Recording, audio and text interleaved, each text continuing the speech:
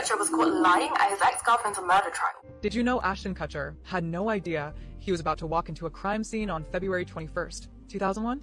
He showed up to his friend Ashley Elleran's Hollywood home, hoping to patch things up after a fight.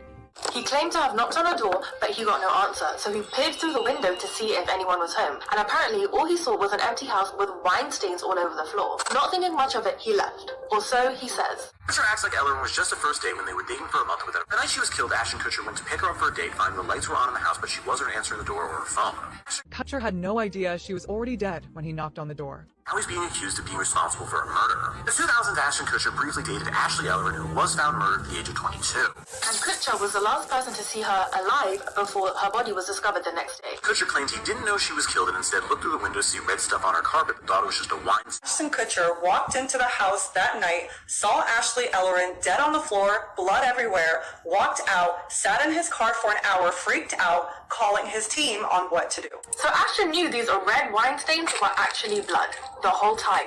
It wasn't claimed for years, but now new evidence has surfaced. Ashton Kutcher knew she was killed and spent an hour in his car calling people asking what to do. His team told him not to call the police so that his name wouldn't be tied to the murder. And he had a lot of people influencing him that calling the police would be a bad idea. One of which being his That 70s Show co-star Danny Masterson, who told him to walk away from the situation and not call the police. Ashton's team told him to go to the party that he was supposed to take Ashley to.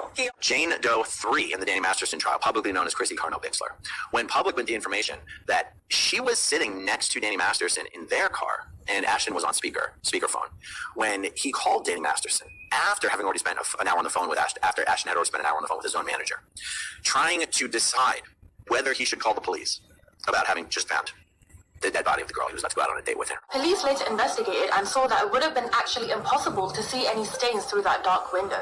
And later, DNA and fingerprint-based evidence found him placed inside the house and on the body. Kutcher not only lied, but police knew he lied. That woman's killer was eventually found. The person who killed her was serial killer Michael Gargillo, who stabbed her 47 times and was known as the Hollywood Ripper. Was the suspect for killing Elleran. Because Ashton Kutcher didn't go to the police immediately, they didn't have a strong enough case to prosecute. Trying to prove these false claims that Ashton made actually delayed the case, and within this delayed period, Gargillo killed again. Because Gargillo wasn't prosecuted, he ended up killing another woman, which many people blame Ashton Kutcher for. And had he not lied, it could have stopped Michael from killing again because he would have been caught and arrested. The Hollywood Ripper wasn't caught until years later.